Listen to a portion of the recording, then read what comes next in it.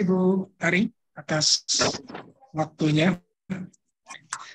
Assalamualaikum warahmatullahi wabarakatuh.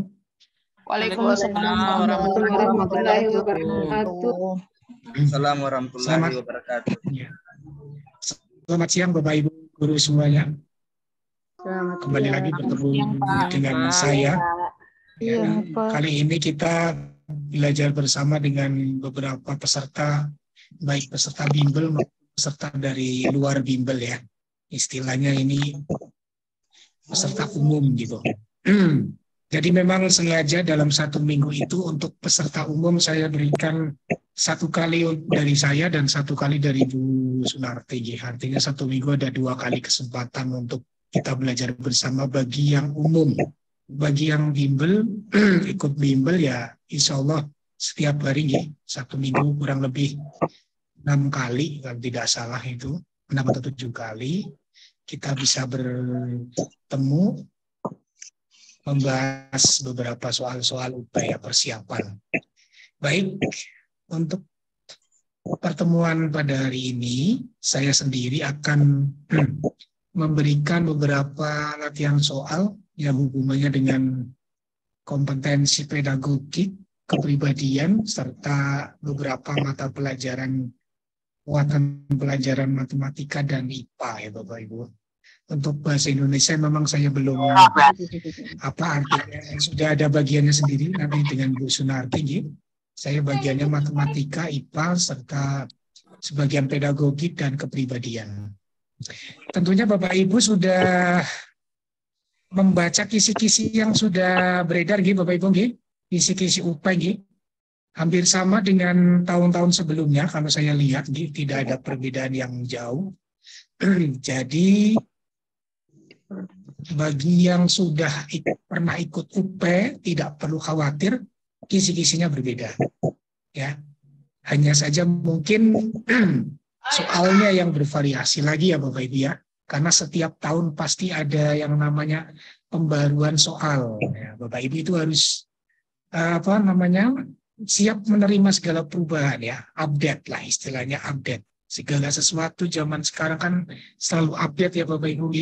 Tapi tidak lepas dari yang namanya kisi-kisi yang sudah ada Bapak Ibu ya. Jadi mau dibuat soal seperti apapun, kalau Bapak Ibu sudah paham dengan materi yang dibahas atau materi yang nanti akan keluar di soal UPA itu pasti ya Bapak Ibu harus kuasai lah. Intinya belajar itu jangan hanya menghafalkan soal ini jawabannya ini, soal ini jawabannya enggak, tidak Bapak Ibu.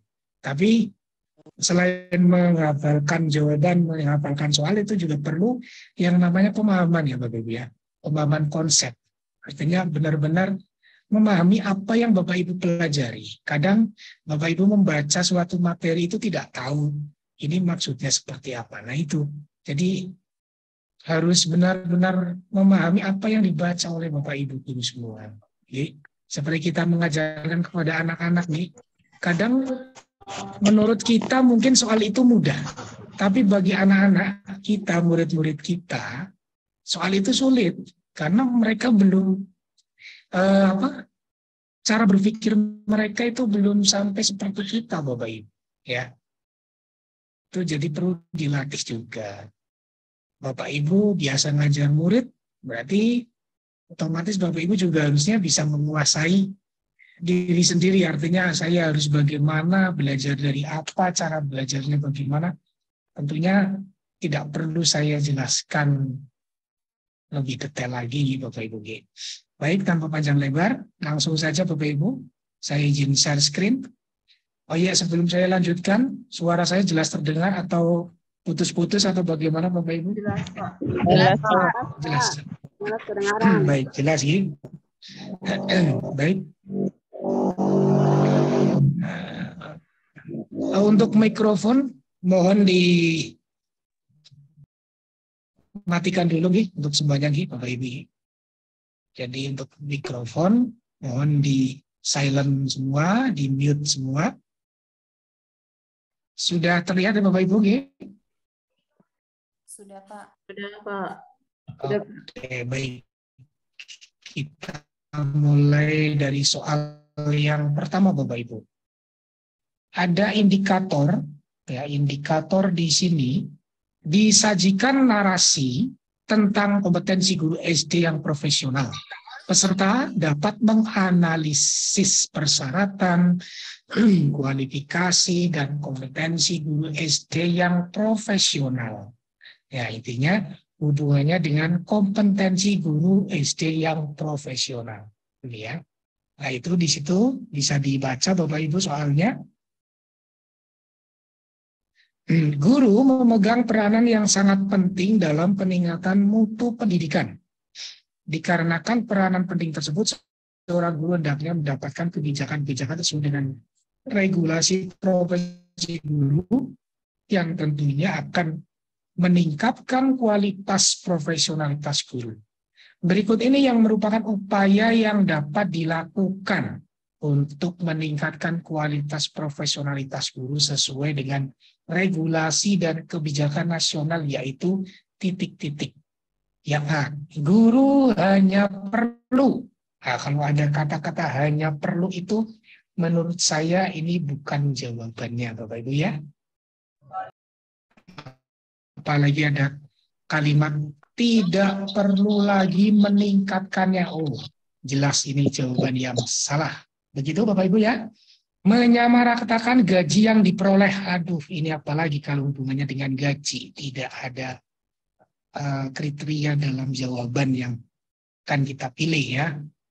Mengupayakan adanya program pemindahan tugas setelah melalui masa jabatan. Ya, ini sepertinya juga pemindahan tugas tidak ada hubungannya dengan profesionalitas ya Bapak Ibu ya. Iya Pak. Kita silang lagi. Memposisikan guru sebagai profesional dengan memberikan kesempatan untuk mengembangkan keterampilan-keterampilan mengajar melalui pendidikan atau pelatihan. Wah, paling panjang dan kalimatnya sudah sesuai dengan profesionalitas ya Bapak Ibu ya. Kebetulan ini kalimatnya panjang. Oh, berarti cara memilih jawaban itu yang panjang-panjang ya Pak. Itu salah satunya ya. Tidak semua soal Bapak Ibu ya. Salah satunya itu dilakukan jika Bapak Ibu benar-benar tidak tahu sama sekali jawaban yang akan dipilih. Ya, cara terakhir untuk memilih jawaban adalah yang paling panjang. Tapi disesuaikan dengan pertanyaannya juga. Sesuai apa tidak Bapak Ibu? Seperti itu ya. Nanti jawaban yang tepat mana Bapak Ibu? Yang D, setuju? Bagian Oke, cukup gampang ya. Soal ini keluar Bapak Ibu ya. Soal ini keluar di beberapa beberapa angkatan PPG tahun kemarin Bapak Ibu ya. Itu. Ini juga perlu belajar seperti ini. Ini hubungannya dengan kompetensi profesionalitas atau regulasi guru. Oke. Baik, kita lanjutkan. Masih hubungannya dengan regulasi profesi guru ya. Disajikan materi tentang regulasi profesi guru. Peserta dapat melakukan analisis terhadap kebijakan nasional dan regulasi mengenai guru sebagai jabatan profesional. Nah, jabatan profesional. Kenaikan jabatan bagi seorang guru hanyalah merupakan efek dari usaha pengembangan profesionalismenya, bukan tujuan segalanya. Ya. Menurut Permendiknas nomor 35 tahun 2010, secara umum aspek yang dinilai dalam aspek pelaksanaan tugas utama dalam proses pembelajaran. Tugas utama dalam proses pembelajaran. Nah, Bapak Ibu bisa searching di Google Permendiknas nomor 35 tahun 2010. Ini biasanya nanti salah satu keluar Bapak Ibu ya. Permendiknas nomor 35 tahun 2010. Ini hubungannya dengan regulasi profesi guru Bapak Ibu. Itu ya. Jawabannya yang mana Bapak Ibu kira-kira? Nah, kalau dilihat jawabannya mirip-mirip ini. Jawab A. Apa A? Kegiatan, merencanakan, dan melaksanakan pembimbingan. Mengevaluasi dan menilai hasil bimbingan. Menganalisis hasil evaluasi bimbingan. Dan melaksanakan tindak lanjut hasil pembimbingan. Coba yang A, apa yang lainnya dulu?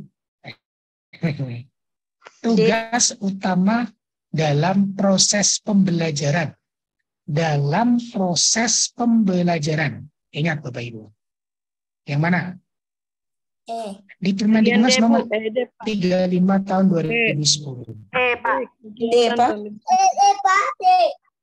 D, Pak, D. Coba yang A dulu, yang A betul apa salah yang A? Yang A kurang tepat ya Bapak Ibu, karena ini ada pembimbingan ini nanti ini guru pembimbingnya. Merencanakan dan Salah. melaksanakan. Nah, betul sekali. Ini yang E jawabannya Bapak Ibu. Nah, ini dihafalkan. Ini sesuai dengan Permendiknas nomor 35 tahun 2010. Di situ berbunyi, tugas utama proses pembelajaran meliputi kegiatan merencanakan dan melaksanakan pembelajaran, mengevaluasi dan menilai, menganalisis hasil penilaian, dan melaksanakan tindak lanjut hasil penilaian. Ya, bukan pembimbingan Bapak Ibu ya. Bukan pembimbingan. Ini kalau pembimbingan ada lagi guru-guru tambahan ya, istilah guru apa di situ nanti ada tugas tambahan atau apa gitu. Nah, ini tugas utamanya dalam proses pembelajaran. Yang tepat adalah yang E. Cukup jelas Bapak Ibu? Ingat-ingat ya. Sering sekali keluar ini soal ini Bapak Ibu. Ya, ya, jarang sering keluar tapi jarang dipelajari Bapak Ibu. Ya, makanya jangan sampai terlewatkan yang ini, Gi. Jangan sampai terlewatkan. Baik, kita lanjutkan. Ada pertanyaan Bapak Ibu? Saya rasa tidak ada ya. Jelas, Pak. Oke. Baik, mikrofonnya dimatikan ya Bu, Bapak Ibu. Karena sudah menjawab langsung dimatikan lagi. Kita lanjutkan, masih hubungannya dengan kompetensi dasar penilaian. Oh, ini kompetensi dasar penilaian dan hasil belajar. Nah, ini. Peserta dapat menentukan alat penilaian serta analisis hasil belajar untuk membangun strategi menguasai kompetensi tersebut. Nah, sebetulnya soal ini ya, ini hanya ilustrasi pertanyaannya yang dari sini ya. Salah satu bentuk penilaian oleh peserta didik adalah self-assessment. Apa itu self-assessment Bapak Ibu? Bahasa Indonesianya apa? Penilaian. Antar teman. Self itu apa? Diri. Penilaian diri sendiri. Self itu penilaian diri. Ya, penilaian diri. Betul. Self-assessment. Penilaian diri. Jadi dirinya sendiri menilai, murid menilai dirinya sendiri. Berikut ini kegiatan yang paling tepat dilakukan adalah titik-titik. Mencatat hasil pengamatan tentang kekuatan dan kelemahan peserta didik. Ini berarti guru, berarti bukan self-assessment ya Bapak Ibu ya. Yang A bukan ya. Karena yang A itu tugasnya siapa? Tugasnya guru. Guru. Penilaian dengan menggunakan indera. Ini juga kurang tepat ya Bapak Ibu. Meminta peserta didik untuk saling menilai terkait dengan sikap dan perilaku keseharian menggunakan lembar penilaian. Ini saling menilai, berarti ini penilaian antar teman Bapak Ibu ya, antar teman. Iya, bukan self assessment. Dan diri. Terus yang mana? Meminta tenaga kependidikan juga bukan ya Bapak Ibu ya. Yang tepat adalah yang E Bapak Ibu ya. Jawaban yang tepat adalah yang E. Betul sekali. Nah, ini juga perlu dipelajari Bapak Ibu. Ya. Gimana Bapak Ibu? Soalnya tidak kelihatan. Iya. Apa ya? Yang mana yang tidak kelihatan Ibu? Kelihatan Pak, kelihatan. Kelihatan gitu. Lihat. Mungkin layarnya Terlihat kan? Jelas. Jelas, Pak. mungkin layar di ibunya. Jelas Gi? Jelas Pak, jelas. Jelas. Oke, siap. Ya baik, kita lanjutkan Bapak Ibu ya. Mikrofonnya mohon langsung di mute lagi ya Bapak Ibu ya. Baik, saya lanjutkan soal berikutnya ya. Ini hubungannya sama pedagogi sama profesional dulu ya, kepribadian juga nanti. Salah satu pembiasaan guru sebagai bentuk keteladanan kepada siswa bimbingannya dalam mempertahankan kekayaan alam Indonesia. Kayak indikator. Soalnya ini Bapak Ibu di kisi-kisi Bapak Ibu. Mempertahankan kekayaan alam Indonesia dalam mendidik, mengajar, membimbing, mengarahkan, dan seterusnya. Nah ini indikatornya hubungannya sama kekayaan alam. Nah, sesuai dengan indikator soal ini. Dan soal ini keluar saat saya UP, Bapak Ibu, ya, angkatan 2 tahun 2021. Jawabannya apa, Bapak Ibu? D. D. D. Menggunakan air bersih. Mempertahankan. D. Gunakan Iya. air Menggunakan air D, bersih. Pak. D. Iya, Pulang sekolah. betul sekali. Ya. Kalau yang A apa, Bapak Ibu? Kalau yang A kebersihan ya, Bapak Ibu. Kebersihan. Bersihan bukan Harus kekayaan terjadi. alam. Kalau yang B kepedulian atau bentuk kepedulian, ya. Melaksanakan pembelajaran di luar kelas itu kreativitas, ya. Mendatangkan tokoh pencinta lingkungan ke sekolah juga kurang tepat, ya. Tepat adalah menggunakan air bersih secukupnya di lingkungan sekolah. Itu mempertahankan kekayaan alam. Oke, baik. Tidak ada masalah, cukup jelas. Tidak perlu saya jelaskan lebih detail. Soal berikutnya, Bapak Ibu.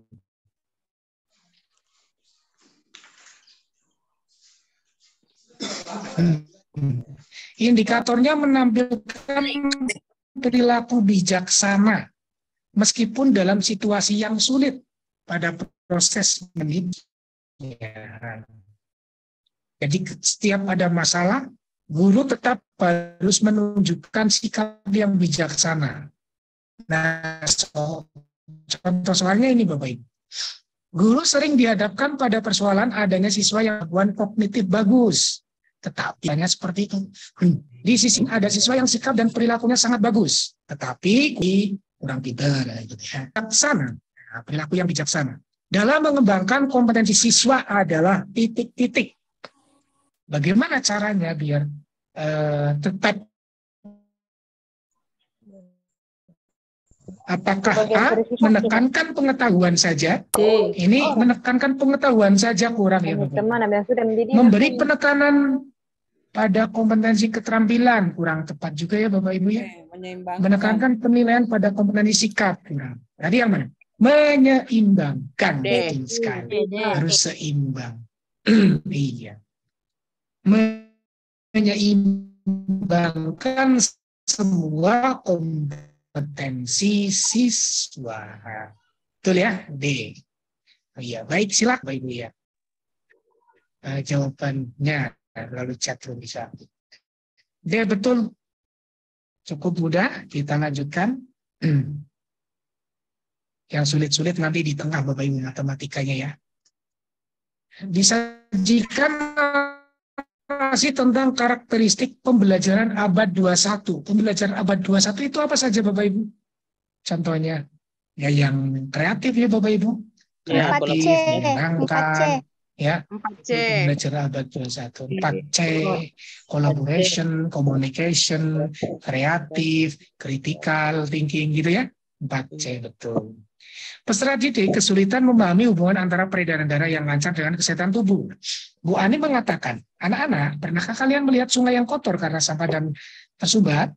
Apakah dapat mengairi sawah-sawah agar tanaman menjadi sehat? Pernyataan Bu Ani memperlihatkan salah satu kompetensi guru abad 21, yaitu kemampuan dalam hal, dia mau mengajarkan peredaran darah, tetapi dia bertanya atau mengatakan, pernahkah kalian melihat sungai yang kotor? Nah, berarti sedang apa itu? Sedang membuat Analogi. iya, analogi. Sedang membuat analogi, betul sekali. Menganalogikan, ya Bapak Ibu, ya. Betul, analogi biar anak itu mudah memahami, gitu ya Bapak Ibu, ya. Sebentar Bapak Ibu.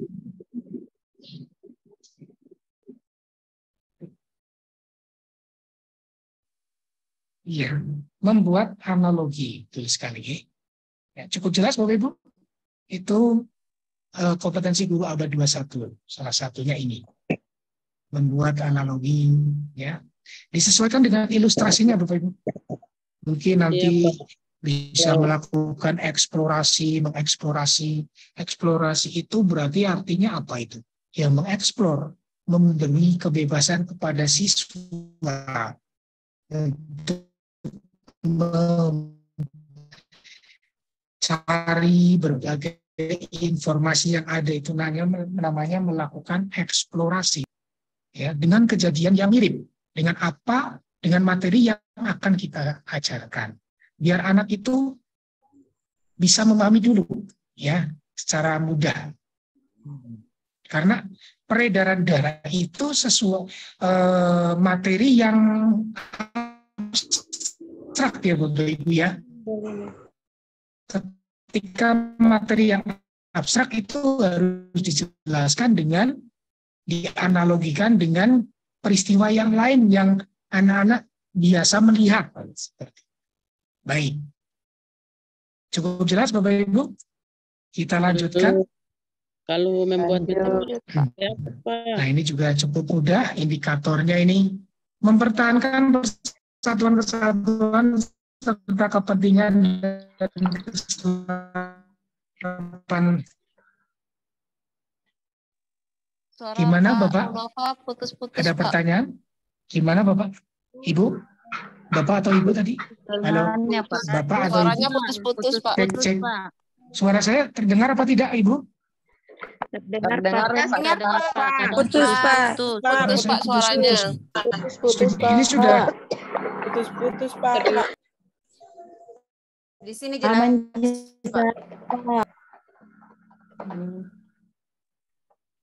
cek. Sudah jelas sekarang, Pak. Jawabannya Pak. Cek. Sudah terdengar apa belum? Tidak, Bapak Ibu. Halo? Cek. Sudah jelas. Masih putus-putus, Pak. Sudah jelas.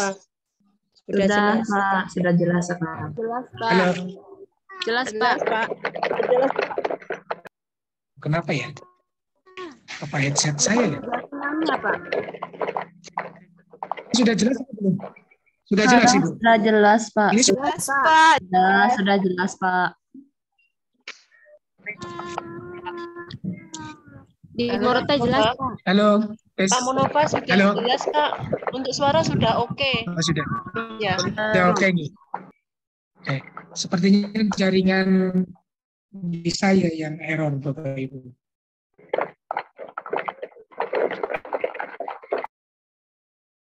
Ini share screen saya tidak terlihat ya Bapak Ibu. Iya, Pak, hilang. Iya, Pak. Pak, hilang. Tidak ada, Pak. Tidak ada, Cak. Hilang, Pak. Oke, saya ulangi lagi Bapak Ibu. Bentar.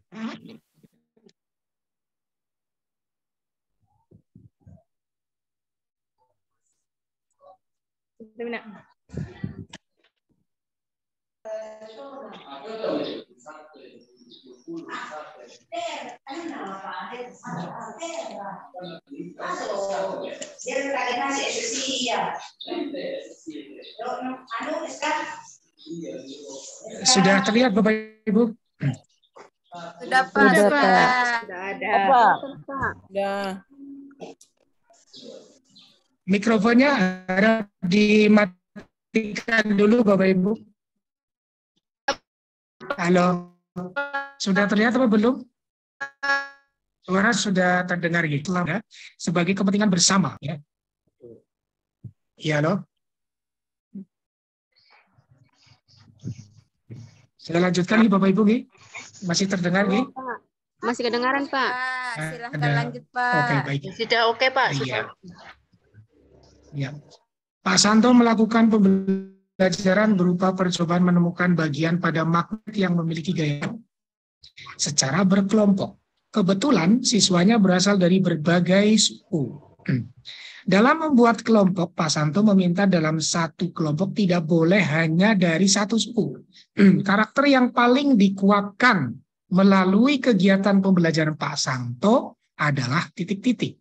Karakter yang paling dikuatkan tidak boleh hanya dari satu suku. Integritas masuk apa tidak Bapak Ibu? Integritas itu apa Bapak Ibu?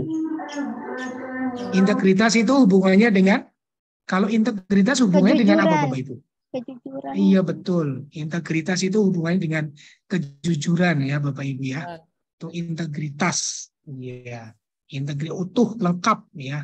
Kesatuan, satu kesatuan ya, jujur. Kemandirian, mandiri apa tidak Bapak Ibu? Tidak ya? Tidak. Gotong royong? Gotong royong? Masih Kalau gotong royong kan Kalau gotong berarti royong saling empat. bekerja sama. Bekerja Bekerja sama. sama. Iya, bekerja sama. Kalau religiositas? Religius itu Keagamaan. Keagamaan. Nasionalisme? Jadi maksudnya nasionalisme atau tanah air, Pak. gotong royong?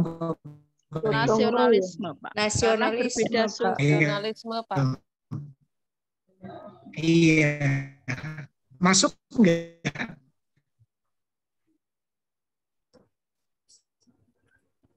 Iya. Iya, betul. Karena tidak boleh hanya dari satu suku. Jadi kelompoknya itu beragam. Beda, Mintanya Pak beragam, Santo itu dalam satu kelompok itu tidak hanya suku Jawa saja, tapi Jawa, bisa Sunda, bisa karakter. Iya, betul. Berarti jawaban yang tepat adalah yang E, Bapak Ibu. Nasionalisme. Gitu ya? Baik. Iya. Cukup jelas, Bapak Ibu? Jelas, Pak. Oke, kita lanjutkan soal berikutnya ya. Kebetulan soal berikutnya tidak saya tampilkan indikator karena saya harus beberapa indikator jadi Belum tampil, Pak. jadi agak terlalu lama nantinya gitu. Jadi langsung saya berikan soal intinya. Soal yang saya berikan sudah ia menyadari bahwa belum tampil. Ini sudah tampil apa belum? Sudah tampil? Sudah, Pak. Sudah, Pak. Halo, tes. Belum. Belum, Pak. Sudah, Pak. Sudah, Di Pak. sini sudah tampil, Pak. Oke. Di sini juga sudah tampil. Seorang memilih. Saya lanjutkan ya Bapak Ibu. Iya, menyadari bahwa dalam konteks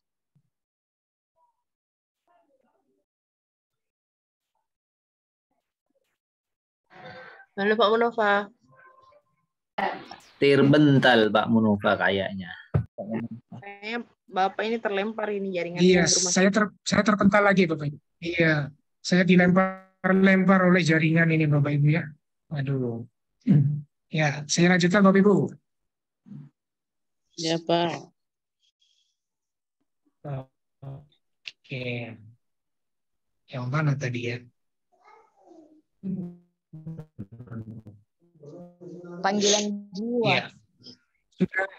Sudah terlihat Bapak Ibu? Ya, jelas Pak. Oke, baik.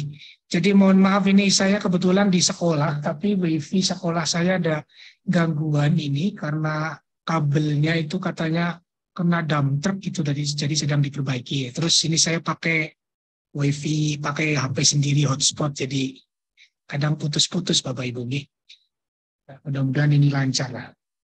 Baik, kita lanjutkan. Seseorang memilih pendidik sebagai profesinya. Ia menyadari bahwa di dalam menjalankan tugasnya harus didasari oleh panggilan jiwa, bukan motif yang lain. Berikut ini adalah contoh perilaku yang menunjukkan panggilan jiwa seorang pendidik sebagai pembela kebenaran dalam membimbing peserta didik titik-titik. Yaitu mana? Ya, pembela kebenaran Bapak Ibu. A. Memenuhi panggilan kepala sekolah karena kasus kedisiplinan. Yang apa bukan Bapak Ibu? Bukan. Bukan ya, yang A ya Bapak Ibu ya? Bukan, Pak. Jawabannya yang mana? Silakan tulis di chat Bapak Ibu. Siap menjadi saksi. Ada yang menjawab. Iya, jawabannya B Bapak Ibu ya. Siap menjadi saksi. Siswanya yang diyakini difitnah ya, karena ini siswanya difitnah, jadi guru sebagai guru harus siap menjadi saksi nih, biar karena siswanya kita, apalagi siswa sendiri ya, siswa sendiri itu benar, ya, sudah diyakini bahwa benar, berarti guru itu harus siap menjadi saksi. Berarti jawabannya yang B Bapak Ibu ya. Itu betul sekali jawabannya B. Kalau Gimana? yang C, Pak? Kata kunci. Kalau yang C siap. Oh, kata kuncinya gini. Kata kuncinya sebagai pembela kebenaran, Bapak. Ya, panggilan jiwa sebagai pembela kebenaran. Nah, kalau yang C ini siap membela nama baik sekolah dengan taruhan profesinya. Itu bukan pembela kebenaran. apa itu? Integritas kita sebagai seorang guru. Cinta tanah air lah istilahnya, cinta kepada sekolah kita. Menjaga nama baik kan bukan pembela kebenaran Bapak Ibu.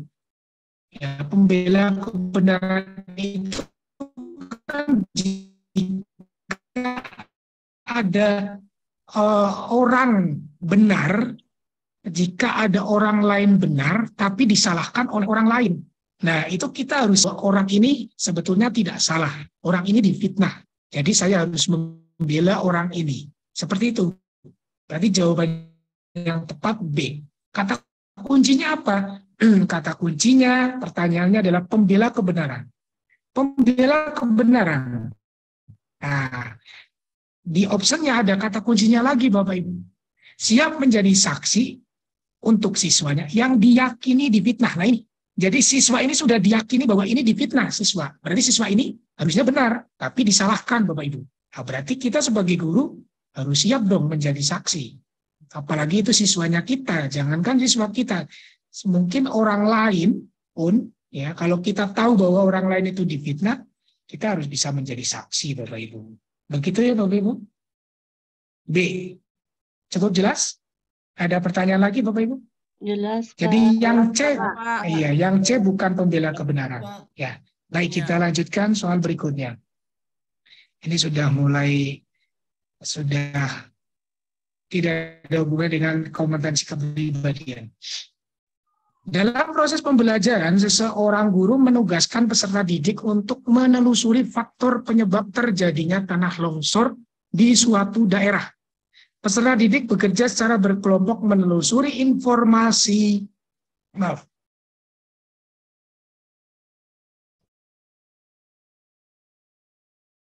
Waduh, mulai ini. Mohon maaf Bapak Ibu.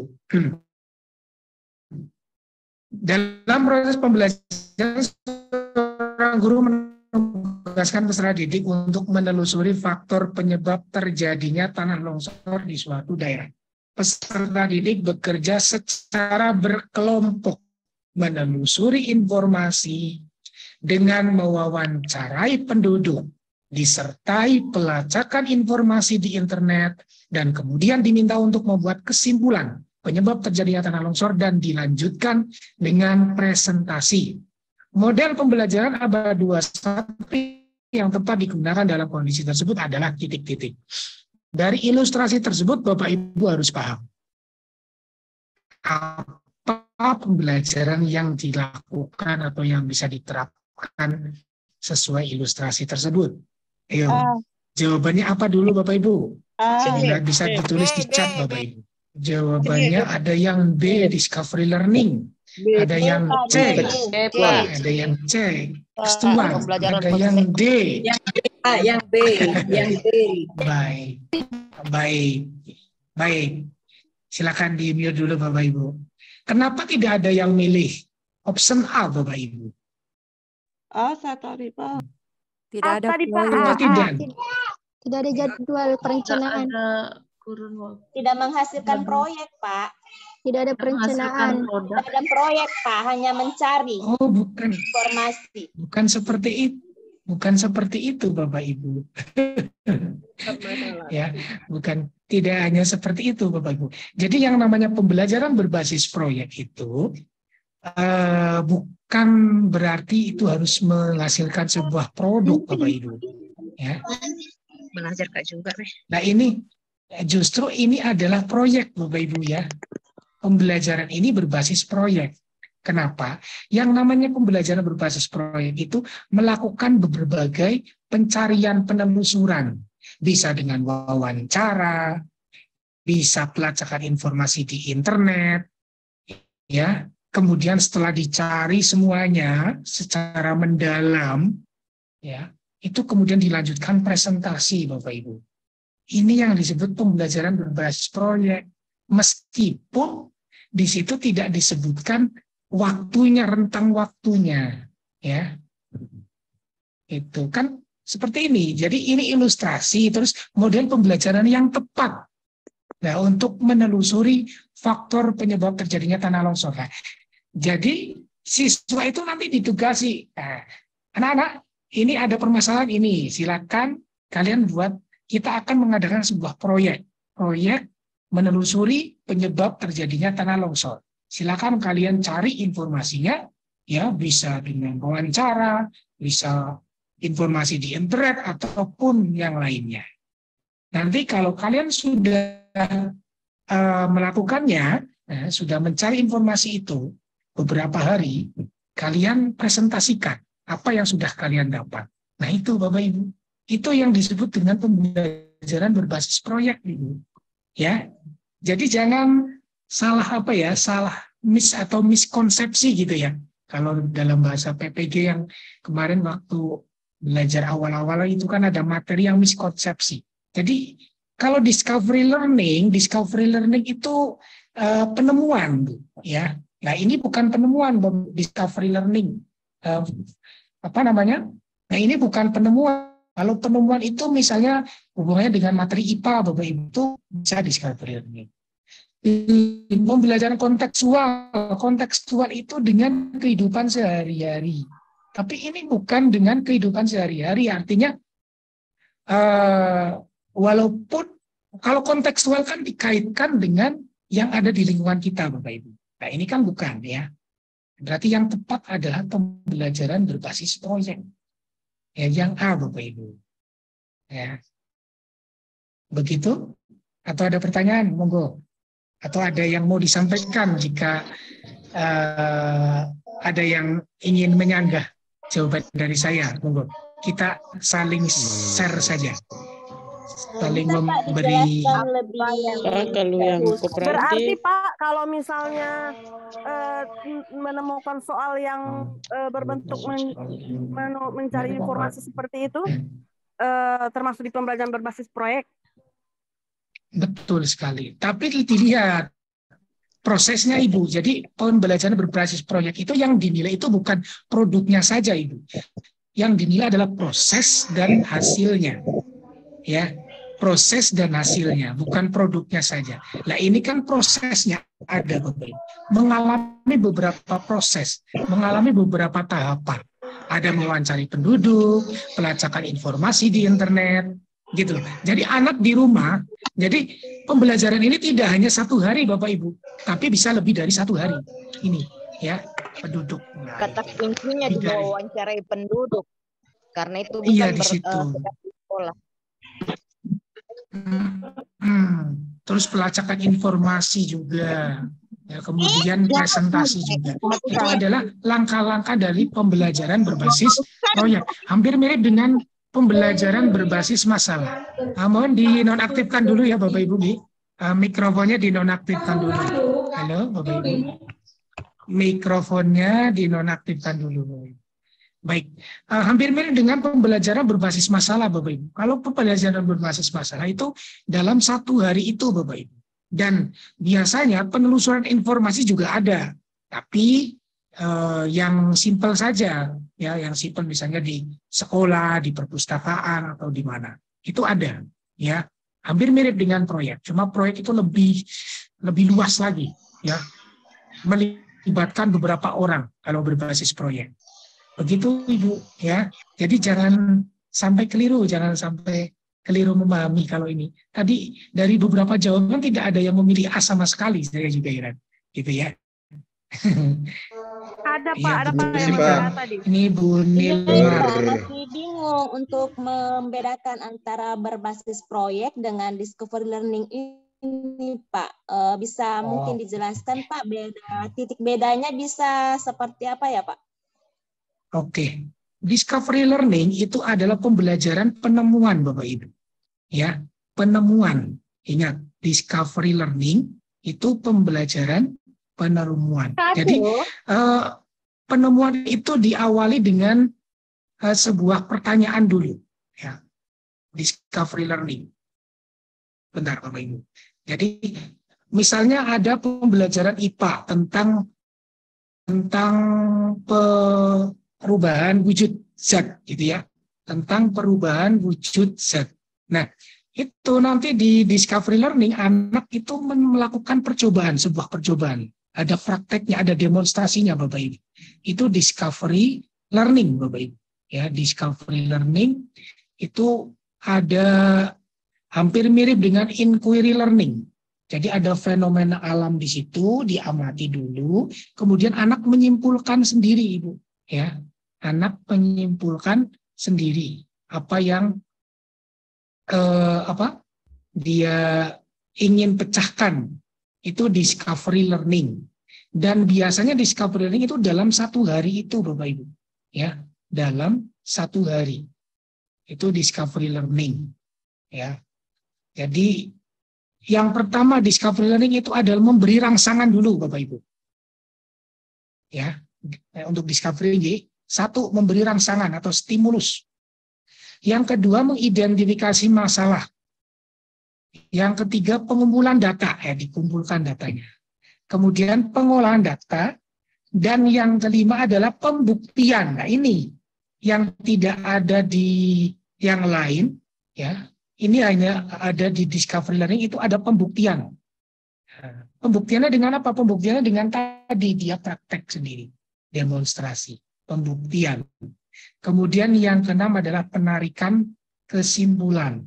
Itu discovery learning. Sedangkan project based learning itu dimulai dari 1 pernyataan utama, ya. Itu. Ya, di situ kemudian direncanakan, kemudian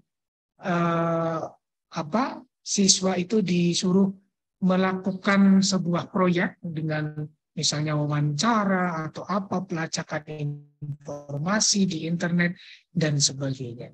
Itu masuknya pembelajaran berbasis proyek. Itu beda. Di discovery dengan proyek based. Oke, baik. Jadi itu bedanya proyek di itu Pak tidak bisa selesai dalam 1 hari, Pak. Iya, betul. Tidak bisa selesai dalam 1 hari. Ya, yang namanya proyek tidak bisa selesai dalam 1 hari. Ya, Pak. Makasih, Pak. Ada lebih luas lagi. Baik, kita lanjutkan. Siap, Pak. Peraturan Pemerintah 19 tahun 2017 tentang perubahan atas Peraturan Pemerintah Nomor 74 tahun 2008 tentang guru menjelaskan bahwa perkembangan ilmu pengetahuan dan teknologi konsekuensi logis terhadap orientasi pengembangan profesionalitas guru. Pernyataan yang relevan dengan penjelasan umum PP Nomor 19 tahun 2017 bahwa guru harus titik-titik. Nah, kita kan nggak tahu ini isinya tentang PP ini, nggak tahu. Kalau soal bentuknya seperti itu, seperti ini ya, kita bisa mencari ya, atau menganalisis jawaban yang tepat, Bapak. Kira-kira yang mana? B. Yang tepat lah, yang relevan dengan penjelasan umum itu. B, betul sekali ya. Memiliki kompetensi yang holistik, betul sekali. Ya, betul, tepat. Ya, itu yang relevan. Ya, saya juga nggak tahu nih isinya tentang apa, tapi tahu kira bahwa guru itu harus memiliki kompetensi yang holistik. Holistik itu apa artinya, Bapak Ibu? Holistik itu yang menyeluruh. Tidak boleh hanya saya bisanya di kompetensi kepribadian saja nih. Saya pribadinya bagus, tapi profesionalnya nggak perlu. Nah, tidak, Bapak Ibu. Jadi sebagai guru harus memiliki kompetensi yang holistik. Misalnya yang A, mengembangkan penguasaan teknologi pembelajaran, ini juga kurang, Bapak Ibu. Yang lain juga harus dikembangkan, ya, kompetensi pribadian, sosial, profesional, pedagogik itu harus dikembangkan. Jadi harus holistik secara menyeluruh. Ya, yang B, Bapak Ibu. Ya, setuju Bapak Ibu? Ya.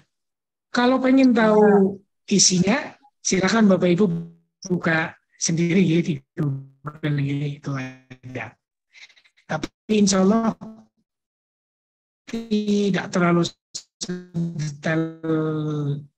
Nanti misalnya pertanyaan dibuat beda terus lebih sulit dari ini. Tidak ya, insya Allah tidak. Yang penting pahami saja ya. Nomor 19 tahun 2017. B. Baik, kita lanjutkan. Ini juga pernah keluar Bapak Ibu ya. Soalnya cukup simpel, tapi Bapak Ibu harus paham ini. Yang termasuk kompetensi profesional yang harus dimiliki oleh guru. Yang mana Bapak Ibu? Silakan jawab di kolom chat. B, Pak. D. B apa D, Boy? B apa D? Ada yang B, ada yang D. D ya Bapak Ibu ya? Iya, kalau profesional hubungannya dengan mata pelajaran atau bidang yang diampunya ya Bapak Ibu ya. Menguasai standar kompetensi dan kompetensi dasar. Ya, D itu profesional, betul sekali ya. Betul. Kalau menunjukkan etos kerja, tanggung jawab yang tinggi, itu kepribadian Bapak Ibu ya. Kompetensi kepribadian yang C ini. Yang C itu kepribadian. Berkomunikasi dengan komunitas profesi sendiri. Kalau hubungannya dengan komunikasi dengan orang lain itu sosial. Ya, dengan masyarakat, dengan atau warga sekolah lain itu sosial Bapak Ibu. Nah ini D. Betul. Kita lanjutkan. Nah ini juga sering keluar. Bapak Ibu paham apa tidak ini tentang ini? Seorang guru ingin mengetahui kemampuan siswa dalam mengatur dan mengelola perbedaan pendapat ketika dilakukan diskusi kelompok. Perbedaan pendapat. Guru tersebut membuat lembar daftar checklist. Kata kuncinya di sini checklist Bapak Ibu. Dalam bentuk skala yang harus diisikan oleh siswa untuk menilai teman sekelompoknya. Oleh siswa untuk menilai teman sekelompoknya. Jenis penilaian otentik holistik yang dapat dipilih oleh guru tersebut yaitu kalau checklist biasanya penilaian apa Bapak Ibu? Kinerja. Penilaian diri. Penilaian kinerja. Pertanyaan terbuka. Penilaian kinerja. Kalau pertanyaan terbuka bukan ya Bapak Ibu ya. Kalau yang ini bukan. Kalau yang portofolio bukan. Kalau proyek juga bukan. Nah ini juga saya menjadi dilema apa? Saya dibuat galau kalau soal ini Bapak Ibu ya. Terus terang banyak sekali perbedaan jawaban terkait soal ini Bapak Ibu. Ya. Seorang guru ingin mengetahui kemampuan siswa dalam mengatur dan mengelola ya. Ada mengatur dan mengelola Bapak Ibu ya. Mengatur dan mengelola. Nah, ini juga kata kunci. Mengatur itu berarti mengatur, mengelola perbedaan pendapat itu tentang apa Bapak Ibu? Keterampilan ya, keterampilan. Itu checklistnya itu diisi oleh siswa untuk menilai teman kelompoknya. Jadi siswa lain menilai teman kelompoknya. Tuh. Jadi jawabannya antara A dan E Bapak Ibu. Ya. Jujur saya mengalami miss di sini ya antara kinerja dengan penilaian diri. Ya, itu ya. A atau D, E atau E ya. A atau E. Jadi setelah saya amati banyak yang memilih yang A Bapak Ibu ya. Banyak yang memilih A, belajar bersama dengan teman-teman yang lain, membersamai teman-teman juga saya jawab A. Tapi setelah saya baca kembali di sini, ada keterangan checklistnya itu diisikan oleh siswa untuk menilai teman kelompoknya. Sedangkan penilaian kinerja itu, biasanya yang menilai itu siapa Bapak Ibu? Guru. Penilaian Guru, Pak. Guru ya. Guru ya. Iya. Nah, sedangkan ini yang mengisi siswa. Menilai teman kelompoknya ya. Itu ya Bapak Ibu. Jenis penilaian diri. Coba. Macam-macam penilaian diri ya. Penilaian diri self assessment. Tuh. Self assessment itu penilaian di mana peserta didik menilai dirinya sendiri ya. Itu self assessment. Cuma ini penilaian antar teman, masuknya penilaian diri apa bukan? Kayak gitu loh. Penilaian diri itu masuknya penilaian antar teman apa bukan? Kalau dilihat di sini kan itu penilaian antar teman ya Bapak Ibu ya. Iya, Pak. Yang menilai kan siswa untuk menilai teman yang lain, teman kelompoknya ya. Penilaian antar teman. Sedangkan penilaian antar teman dan penilaian diri itu kan berbeda ya Bapak Ibu ya. Ya kan? Ya. Penilaian Ya. diri dan penilaian antar teman itu dua hal yang berbeda. Betul.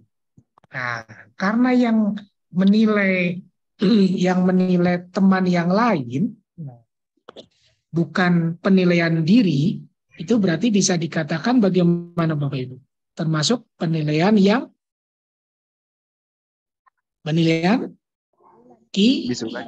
kinerja. Iya, saya lebih condong ke A Bapak Ibu ya. Walaupun itu nanti catatan buat kita semua ya. Karena ini kalau penilaian diri itu dirinya sendiri menilai sendiri gitu. Ya. Jadi walaupun ini yang diisikan oleh siswa, ya, siswa menilai teman kelompoknya yang lain, jadi tidak menilai dirinya sendiri. Berarti maksudnya adalah yang A Bapak Ibu. Oke. Itu jawaban dari saya Bapak Ibu. Jawabannya yang A. Setuju Bapak Ibu? Kalau kita menganalisis soal ini, yang tepat adalah penilaian kinerja. Iya. Jadi Betul, Pak. penilaian Metode diri itu checklist, menilai diri Pak. sendiri. Iya. Metode Iya, betul. Checklist itu betul. Itu masuk dalam penilaian unjuk kerja atau kinerja atau penilaian praktek. Betul. Kata kuncinya di checklist. Kemudian di sini untuk menilai apa? Mengelola perbedaan pendapatan. Mengelola, mengatur itu kan sebuah kata kerja. Kata kerja itu kan berarti penilaian kinerja, Bapak Ibu. Ya, kata kerja, keterampilan, nah itu kinerja. Begitu ya jawabannya yang A. Baik, kita lanjutkan. Waktu pelajaran ini mengingatkan siswa untuk membersihkan kelas. Namun setelah praktek masih banyak siswa yang meninggalkan karton. Kertas berserakan. Budi yang duduk paling akhir mengutip semua itu. Berarti Bu Eni sudah menerapkan nilai apa Bapak Ibu? Ada yang siswa mengambil. Yang mana? Tanggung jawab. Oke, baik. Baik, tanggung jawab Bapak Ibu ya. Betul. Iya, tanggung jawab B ya. Baik, betul. Tidak ada masalah. Kita lanjutkan. Mohon dinonaktifkan dulu mikrofonnya Bapak Ibu ya. Dulu. Baik. Ini sudah mulai mendekati matematika Bapak Ibu. Seorang guru kelas 5 SD melakukan pembelajaran konstruktivisme untuk memenuhi indikator menemukan jaring-jaring bangun ruang sederhana, kubus dan balok. Menurut standar proses, ada beberapa kegiatan yang dikategorikan sebagai kegiatan membuka pelajaran. Kegiatan membuka pelajaran. Berikut ini yang bukan termasuk, ya, yang bukan termasuk kegiatan membuka pelajaran yang mana Bapak Ibu? Mengajukan pertanyaan. Itu membuka pelajaran ya Bapak Ibu ya. Mengajukan pertanyaan kepada siswa tentang banyaknya sisi kubus atau balok. Betul? Betul. Ini berarti bukan jawabannya Bapak Ibu. Ya, kalau betul berarti bukan jawabannya. Iya betul. Jawabannya yang Pak. Iya betul. Yang karena berkelompok meminta untuk berkelompok itu masuk pada kegiatan inti Bapak Ibu ya. Masuk dalam kegiatan inti. Betul. Iya, cukup mudah Bapak Ibu. Ya. Berikutnya ini sudah mulai matematika ya. Diberikan data hasil pengukuran sebagai berikut. Manakah dari pernyataan-pernyataan berikut yang benar? A. Ada 6 data hasil pengukuran tersebut. Benar apa salah Bapak Ibu? Ada 6. Salah ya Bapak Ibu? Datanya ada berapa? 1, 2, 3, 4, 5, 6, 7, 8, 9, 10. Berarti salah. Harusnya 10. B. Data tersebut adalah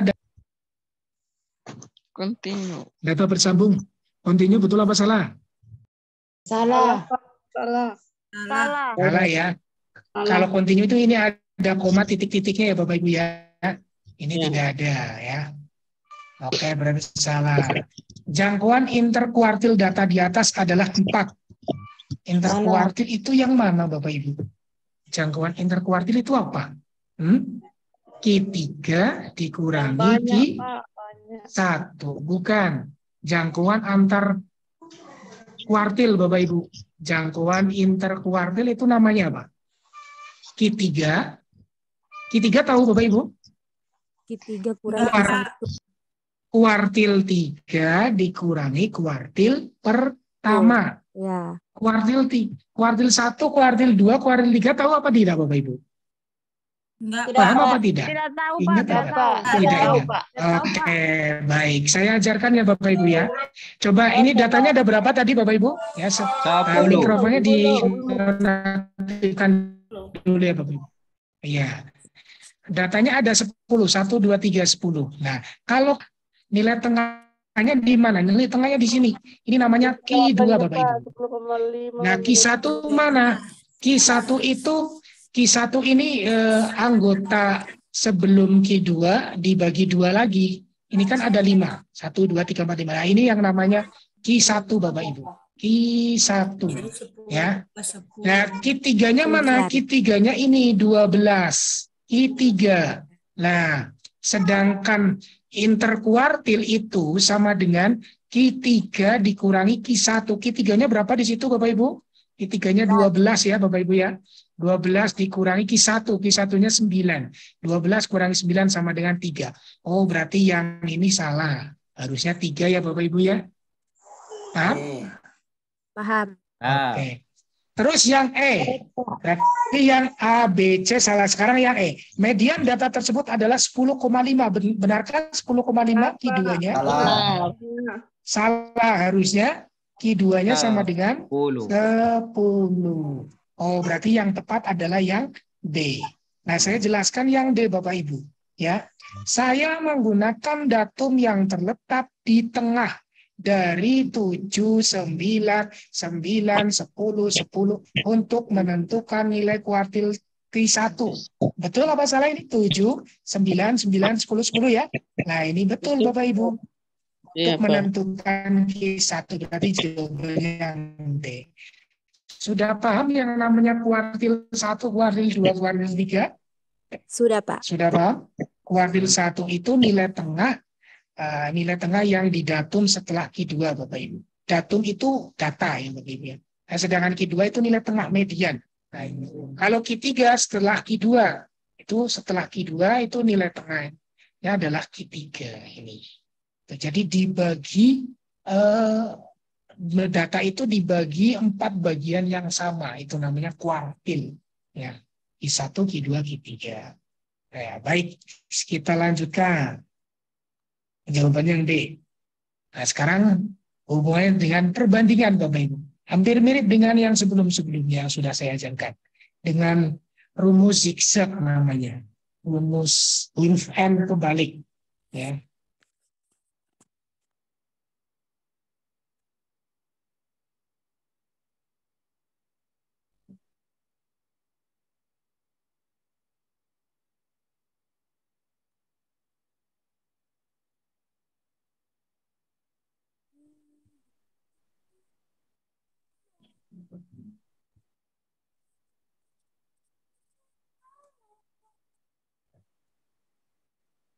Baik.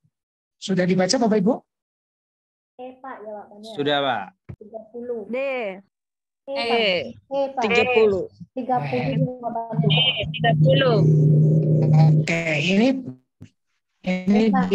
biar mempercepat waktu, ini jawabannya seperti ini Bapak Ibu ya. Iya, sudah dibahas ya Bapak Ibu ya. Jawabannya 30. Sudah ya Bapak Ibu ya.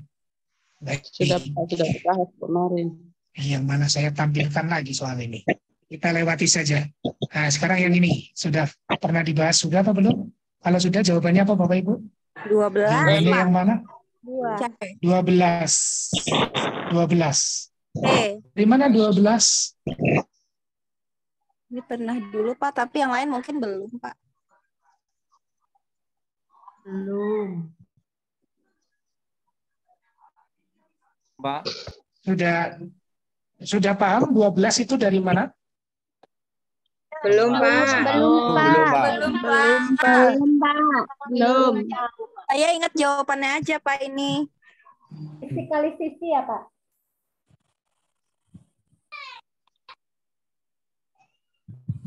Ya, 12 jawabannya, Pak. Iya, 12. Berarti digabung itu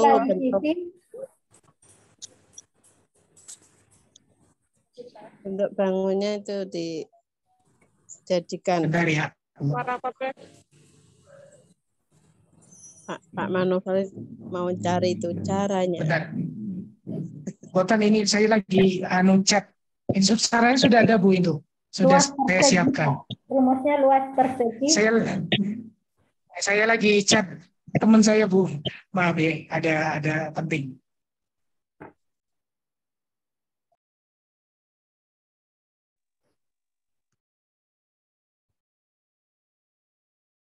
Ya itu caranya Bapak Ibu. Ya saya ajarkan ya Bapak Ibu. Maaf ini tadi ada Bapak Ibu. Jadi caranya ini ukurannya 1 cm. Sini disuruh menggabungkan beberapa gambar agar menjadi Jadi Andi ini disuruh membuat sebuah persegi. Sedangkan ini ukurannya 1, sedangkan ini 2. Nah, jadi untuk membuat sebuah persegi maka dibuat ini dulu seperti ini. Ini ada 2, ini 1, ini 2. Ini 2 pasang, baru 2 bangun. Nah, yang dibutuhkan berapa buah. Sedangkan ini kan ini di sini ukurannya 3, sedangkan ini 2. Nah, di sini ukurannya 3 cm. 2 tambah 1, 3 cm. Sedangkan ini 2. 2 dan 3 kan KPK-nya 6 ya Bapak Ibu. Jadi ini harus ada sampai ukuran 6 cm. Di bawah juga sampai 6 cm. 36 ya.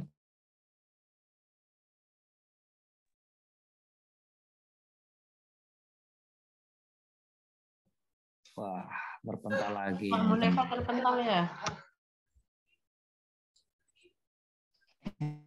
Maaf, putus ya Bapak Ibu. Saya terpental ya. Saya terpental. Iya, saya terpental lagi Bapak Ibu. Sudah terlihat Bapak Ibu? Belum, Pak. Ya. Sudah, Pak. Sudah, Pak. Sudah terlihat, halo? Ya, sudah, Pak. Sudah, Pak. Tes.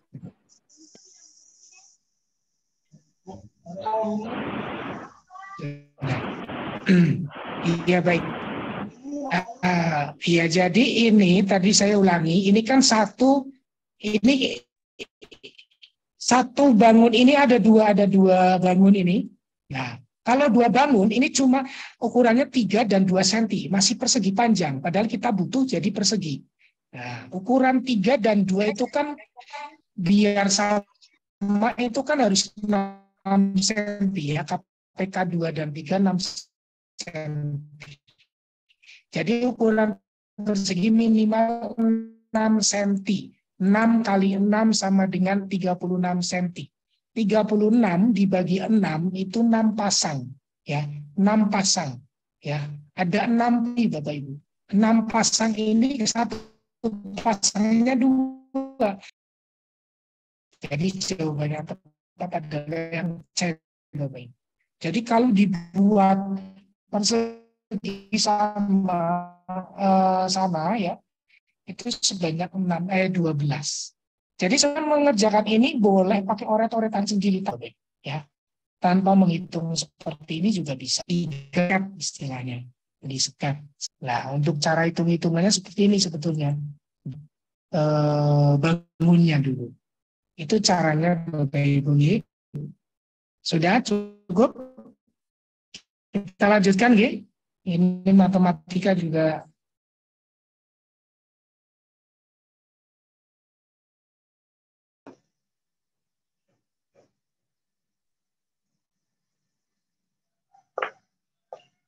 Aduh, saya terpental terus ini Bapak Ibu.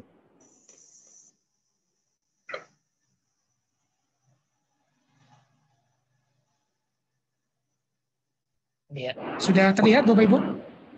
Halo? Sudah, Pak. Sudah, Pak. Ya. Baik. Sudah, Pak.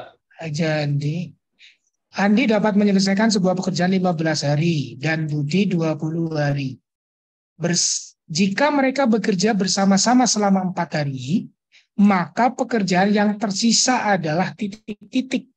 Pekerjaan yang tersisa, Bapak Ibu. Nah, caranya bagaimana? Kalau ada pekerjaan, lama hari itu perbandingan berbalik nilai ya Bapak Ibu ya. Ya, bukan senilai, tapi perbandingan berbalik nilai.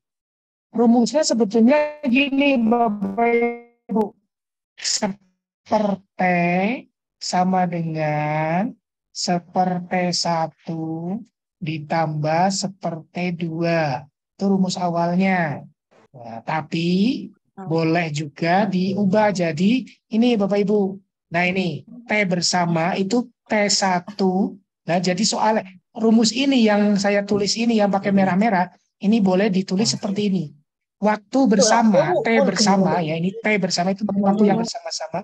Itu waktu 1 dikali waktu 2 dibagi waktu 1 ditambah waktu 2. Nah ketemulah ini. 15 kali 20 per 15 ditambah 20. 300 per 35 sama dengan 60 per 7 hari. Nah, itu selesainya 60 per 7 hari. Ya. Kalau bekerjanya 15 hari dan 20 hari, Bapak Ibu. Ya. Tapi pertanyaannya bukan itu. Pertanyaannya adalah jika mereka bersama-sama bekerja selama 4 hari, pekerjaan yang tersiksa apa? Yang tersisa. Sedangkan ini 60 per 7 hari itu kalau 1 bagian selesai. Nah itu bekerjanya cuma 4 hari. Ya udah dibandingkan saja dengan 1 bagian ini. Pekerjaan 4 hari akan selesai berapa? 4 hari dibagi 60 per 7. Sama dengan 4 kali 7 per 60. Sama dengan 7 per 15 bagian. Itu yang sudah selesai Bapak Ibu. 7 per 15 bagian. Yang ditanyakan pekerjaan yang tersisa Bapak Ibu. Pekerjaan yang tersisa jelas 1 dikurangi 7 per 15. Sama dengan 8 per 15. Ya, jadi jangan sampai salah jawab. Jawabannya 7 per 15 bukan ya. Yang ditanyakan pekerjaan yang tersisa. Soal ini cukup lumayan hot ya Bapak Ibu ya. Karena banyak jebakannya ini. Ada yang jawab D ya. Yang tepat adalah yang E Bapak Ibu. Ya, jawabannya yang E. 8 per 15 bagian. Ada yang mau ditanyakan? Atau bingung Bapak Ibu? Bingung. Halo? Bingung, Jadi Pak, gini, pertanyakan itu yang tidak tahu. Bingung pun tidak. kalau pekerja Pak, bisa enggak Pak dalam dipakai KPK, Pertanyaan Pak? ditanyakan itu Pak tidak tahu. Faktor gimana Bapak Ibu? Bisa enggak Pak digunakan faktorisasi ini 15 dengan 20? Tidak bisa, Bu. Tidak bisa, Bu. Tidak bisa ya. Kecuali ditanyakan KPK. faktor. Ya, karena ini tidak ada hubungannya dengan KPK itu ya. Ini dengan hubungannya dengan perbandingan berbalik nilai. Ya, perbandingan berbalik nilai. Ini rumus aslinya ini Bapak Ibu. 1 per T sama dengan per T1 dan plus per T2. Jadi ada 2 orang. 1 15, yang 1 20 hari. Tapi kalau mereka bersama-sama, bekerja sama, pastikan pekerjaan cepat selesai ya Bapak Ibu ya. Harinya semakin singkat. Nah, ini kita cari hari yang cari hari jika mereka bersama-sama bekerja. Nah, ini ketemunya adalah 60 per 7 hari. 60 per 7 hari ini. Ini kalau satu bagian, istilahnya satu rumah misalnya ya, membuat satu rumah gitu. Tetapi di soal itu tidak mintanya seperti itu, mintanya seperti ini. Jika mereka bekerja bersama-sama selama 4 hari, cuma 4 hari tok, maka pekerjaannya kan belum selesai tuh. Pekerjaan yang tersisa berapa? Oh, kita bandingkan lagi. 4 hari dengan 60 per 7 hari. Ketemulah 7 per 15 bagian. Oh, ketemunya 7 per 15 bagian. masih ada sisa nih. Sisa pekerjaannya berapa? Ya udah, 1 dikurangi 7/15 sama dengan 8/15 dari Bapak Ibu. Itu memang perbandingan berbalik nilai. Cukup rumit Bapak Ibu, ya. Ya seperti itu caranya. Ada pertanyaan? Cukup ya, kita lanjutkan Bapak Ibu.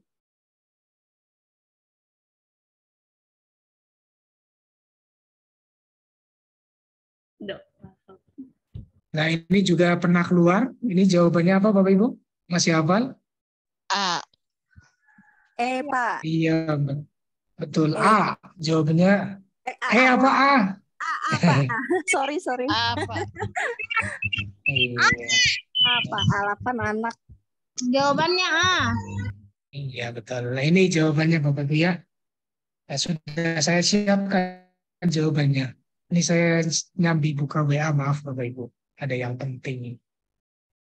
Baik. Ya. Di sini ada suatu pesawat hanya mampu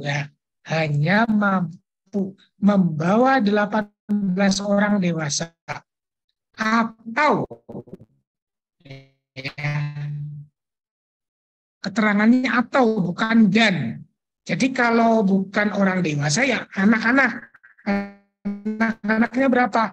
24. 18 dewasa atau sudah ada 12 orang dewasa yang akan terbang. Ya, pada suatu hari sudah ada 12 orang dewasa. Tadinya muatnya cuma 18 tok, tapi yang ikut yang dewasa cuma 12. Nah, pertanyaannya, ada berapa anak lagi? Ya, berapa orang anak lagi?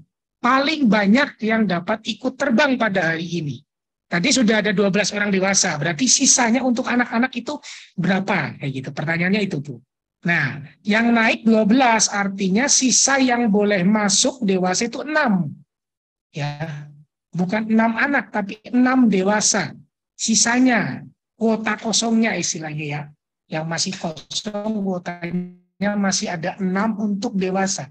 Tapi karena yang ditanya adalah anak, maka pakai perbandingan tadi, Bu. Perbandingannya kan 18/24 ini. 18/24. 18 itu dewasa. Oh, dewasanya 6. Dibanding X itu anak, Ibu ya. Anak-anak ini. Nah, X sama dengan 24 kali 6. Perkalian silang ini ya. 24 kali 6 dibagi 18 sama dengan 8 anak. Ketemulah yang anak-anak itu boleh masuk atau maksimal ikut itu adalah 8 anak, Bapak Ibu. Jawabannya yang A. Itu. Jelas Bapak Ibu? Ya. Jadi cara menjawabnya itu. Baik, kita lanjutkan. Ada yang mau ditanyakan? Lanjut. Next, Nah, Pak. kalau matematika jarang yang tanya ini. Lanjut. Nah, ini juga cukup sulit Bapak Ibu. Saya tampilkan caranya langsung saja Bapak Ibu ini. Ya, cukup rumit. Kalau ada soal seperti ini jawabannya 13/16. Ya. Itu namanya waktu menyusul. Sebetulnya kalau guru kelas 6 harus bisa Bapak Ibu ya. Syarat jadi guru kelas 6 ya harus bisa ini. Ya. Karena ini soal kelas 6 juga. Mau berlari 4 kali lebih cepat dari Aulia yang berjalan kaki. 4 kali Aulia, 4P. Perhitungan kecepatan. Pada suatu hari Aulia berjalan pulang dari sekolah pukul 13. Aulia kan tadi jalan kaki. Sementara itu Moko pulang dari sekolah pukul 13.12. Oh, dan lambat karena nggak apa-apa ya, istilahnya dipur dulu ya. Dan segera menyusul Aulia karena Moko itu lebih cepat dari Aulia. Moko tepat menyusul pada pukul berapa? Nah, rumus waktu menyusul ya Bapak Ibu harus paham itu. Rumus waktu menyusul itu dibagi kecepatan 2 kurangi kecepatan 1. Ini yang saya kotak ini. Biar Bapak Ibu paham ya, setidaknya ngerti lah. Kecepatan 2 dikurangi kecepatan 1. Terbentar lagi.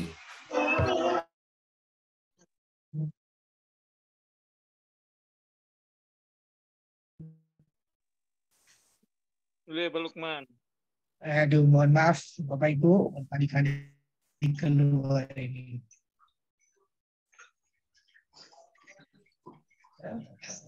Ya, sudah masuk lagi nih saya nih. Terdengar Bapak Ibu suara saya? Ya, jelas Pak. Jelas Pak. Halo. Halo.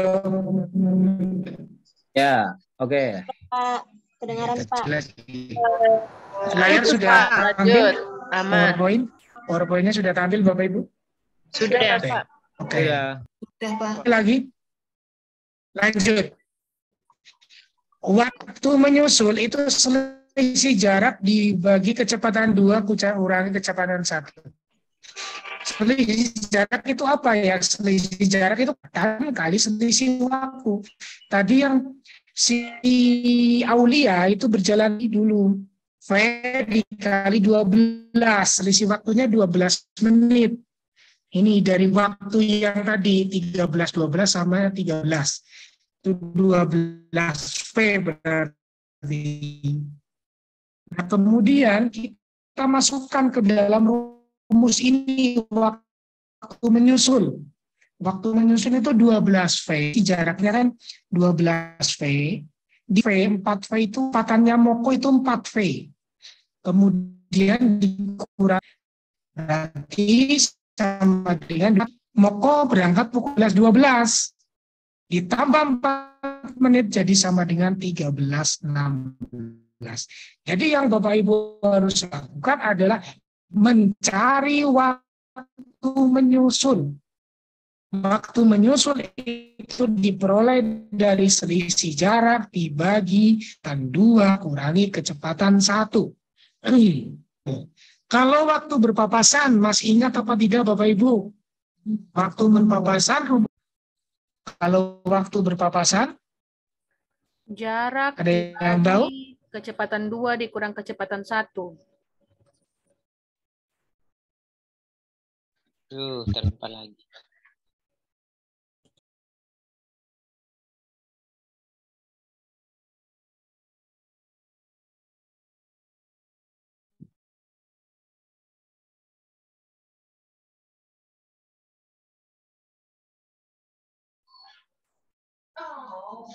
Gimana Pak? Bentar lagi ini saya yang kalinya Bapak Ibu lagi. Ya, ini sudah masuk.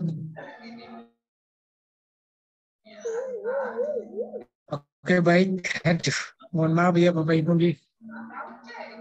Aduh.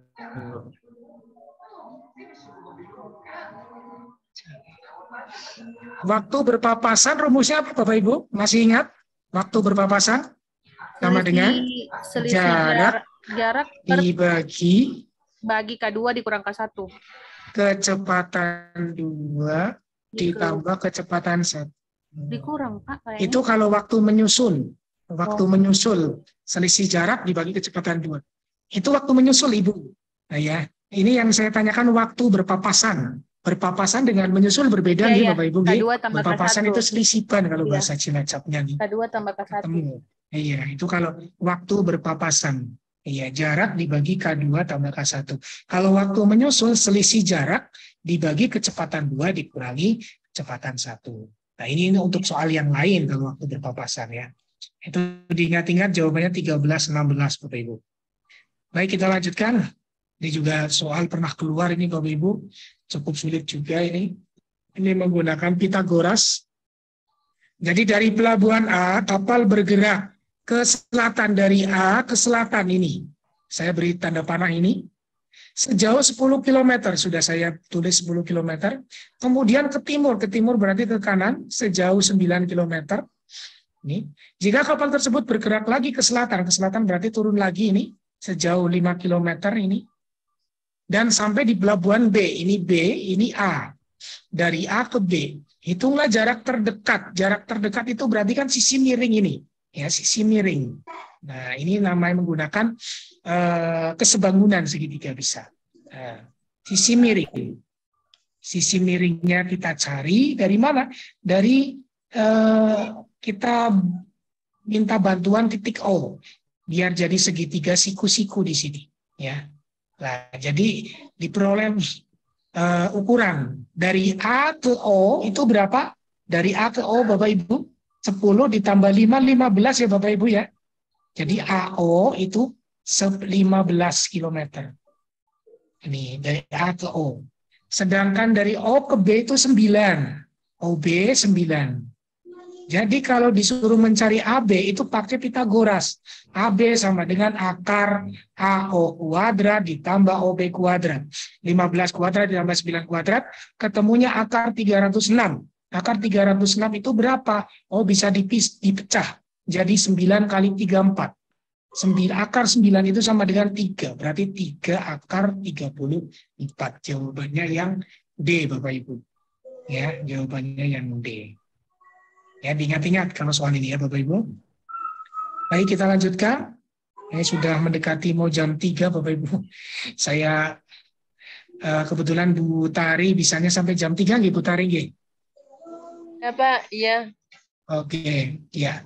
Sebuah kubus mempunyai volume 64 cm3 apabila setiap rusuk kubus tersebut diperpanjang 2 kalinya, maka luas permukaan kubus yang baru. Nah, disuruh mencari luas permukaan kubus yang baru. Padahal yang diketahui kubus, volume kubus, ya. Nah, ya kita cari dulu. Kita cari R-nya dulu Bapak Ibu. Ya, rusuknya maksudnya ya. Rusuk sama dengan akar pangkat 3 volume, ketemunya 4. Nah, di soal itu diminta diperpanjang 2 kali, berarti 2 kali 4 sama dengan 8. Jadi yang namanya permukaan kubus itu kan rumusnya 6 kali rusuk kuadrat, 6 kali sisi persegi.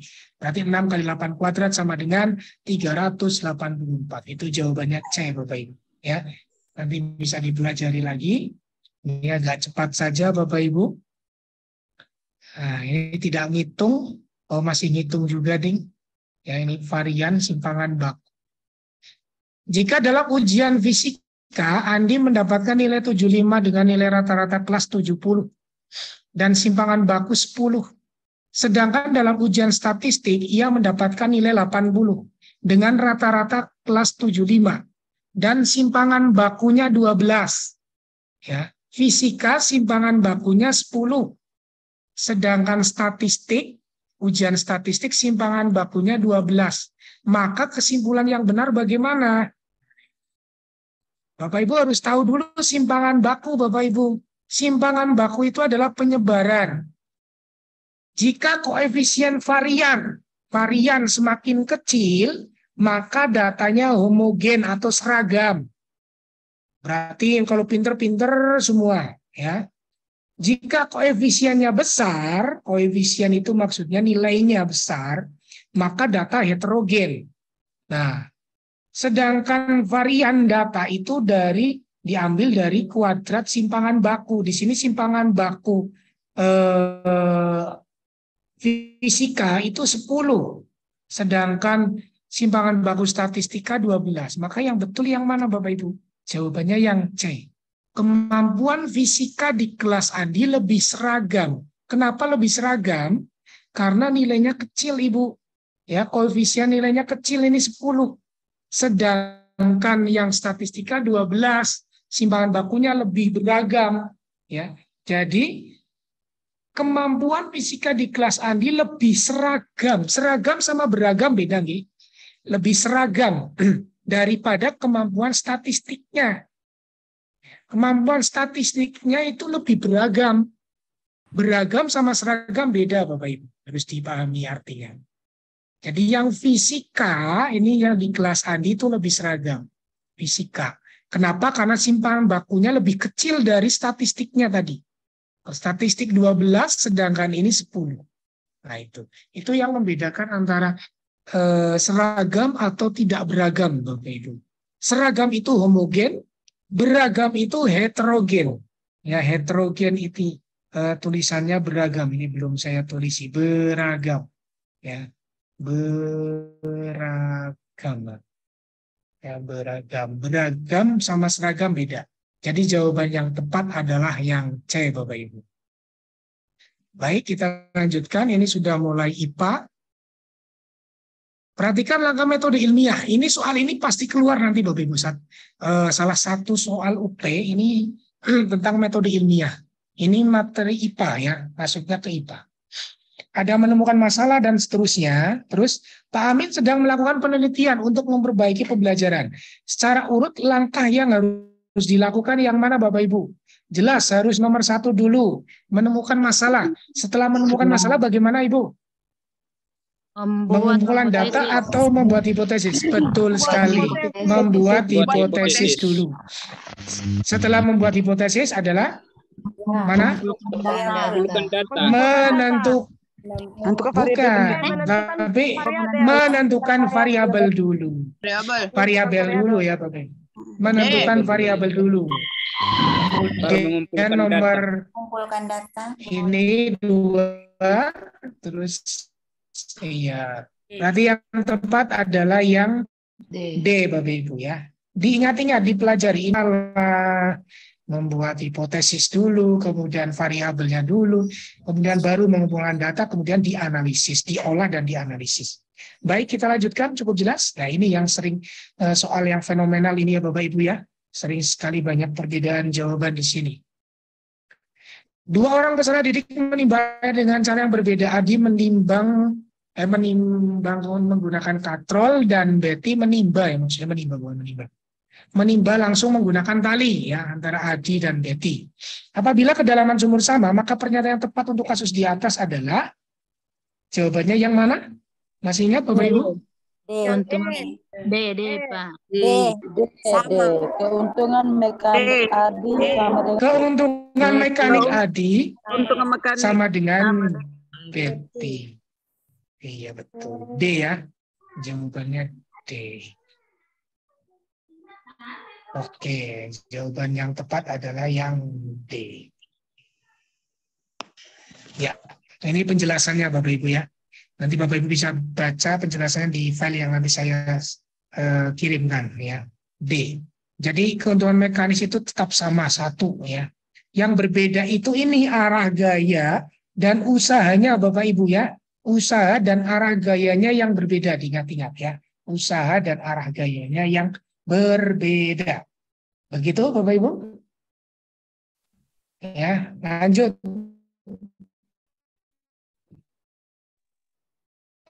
Ini juga ini katrol, ada 2 katrol. Yang 1 katrol apa Bapak Ibu? Namanya katrol tetap. Yang kedua namanya katrol bergerak. 2 katrol bergerak. Bedanya apa? Kalau katrol tetap itu katrolnya tetap di tembok ini. Sedangkan katrol yang bergerak talinya yang nempel, sedangkan katrolnya menggantung ini bergerak. Pak Anton hendak mengangkat ember setinggi 5 meter dengan menggunakan katrol dengan 2 macam cara seperti gambar. Anak panah yang dikerahkan Pak Anton, ya anak panahnya itu. Ternyata yang benar, ini keterangannya nanti bisa dilihat ya Bapak Ibu. Antara katrol tetap bebas, ya namanya katrol bebas, ingat atau bebas. Ya bebas, bukan tetap.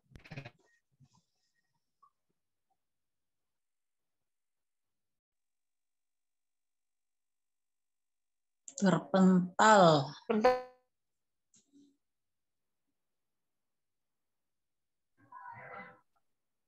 Kamu Nova terpental lagi.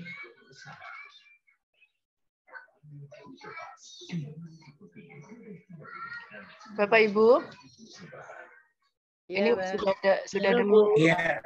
Ya, terpental lagi Pak. Ya sudah masuk Bapak Ibu. Ini kurang 4 soal lagi, 3 soal lagi Bapak Ibu. Baik, ini jawabannya yang C Bapak Ibu. Gaya yang dikerahkan Pak Anton pada cara 1 lebih besar dari cara 2. Ya, jawabannya yang C. Namun usaha untuk kedua cara tersebut juga berbeda ya. Usahanya juga berbeda. Ya, gayanya beda, ya. Usahanya juga berbeda, Bapak Ibu. Antara gaya dan usaha beda. Berarti jawabannya C. Karena katrolnya ini beda antara katrol T. Ya. Oke, kita lanjutkan ini. Ada air gula, air aki, udara, air garam, cuka. Di antara data di atas yang termasuk contoh senyawa adalah molekul yang mengandung minimal dua unsur yang berbeda. Gula itu campuran Bapak Ibu ya, campuran air dan gula. Air aki ya C lebih minimal 2 unsur. Soalnya belum kelihatan Pak. Udara ya campuran Bapak Ibu. Ada oksigen, ada hidrogen. Ini sudah kelihatan apa belum? Sudah nggih? Belum kelihatan Pak. Ini katrol Pak. Oh, soalnya salah nih. Oh, mohon Ya, maaf. katrol ini. Oh ya, Bapak.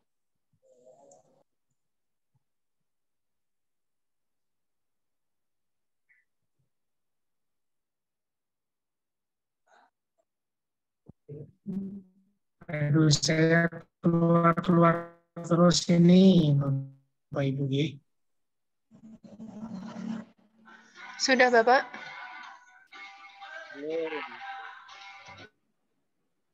Baik, ini sudah kelihatan Bapak Ibu? Sudah kelihatan ini? Belum. Lagi Sudah kelihatan belum? Belum, Pak. Oh, sudah, Pak. Sudah.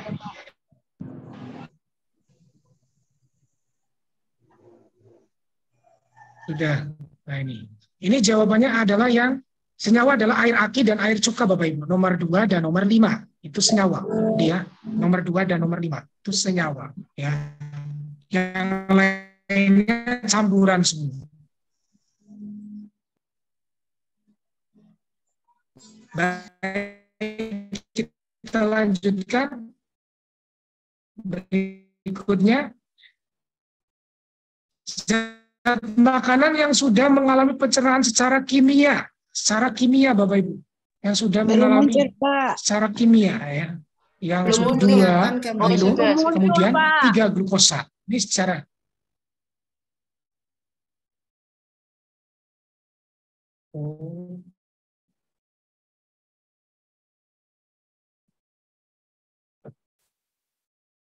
ini sudah muncul apa belum Bapak Ibu? Sudah.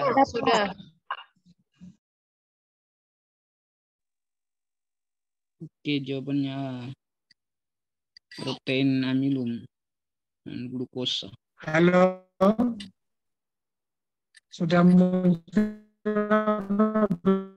Sudah.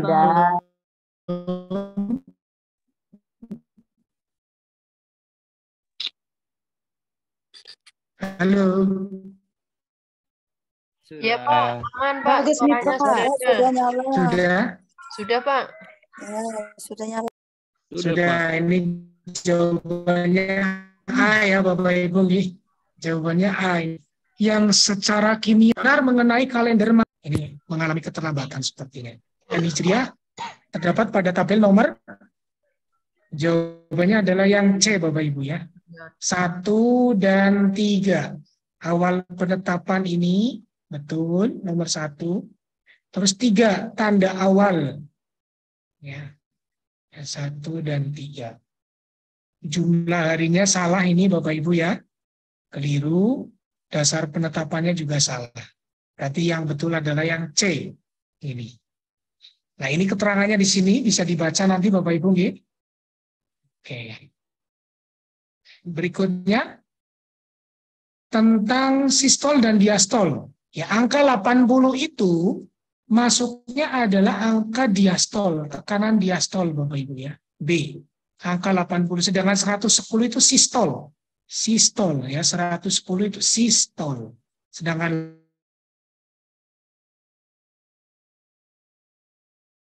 itu diastol. Ya, diingat-ingat B. Ini gampang soal yang ini, Pak. Ya, sistol dan diastol. Kalau diastol itu mengembang, kalau sistol itu menguncup. Sedang kontraksi sistol. Kalau diastol itu sedang relaksasi atau mengembang. Oke, baik. Seperti itu Bapak Ibu yang bisa saya sampaikan. Mohon maaf atas segala kekurangan pada hari ini. Saya keluar masuk Zoom dan mungkin saya juga agak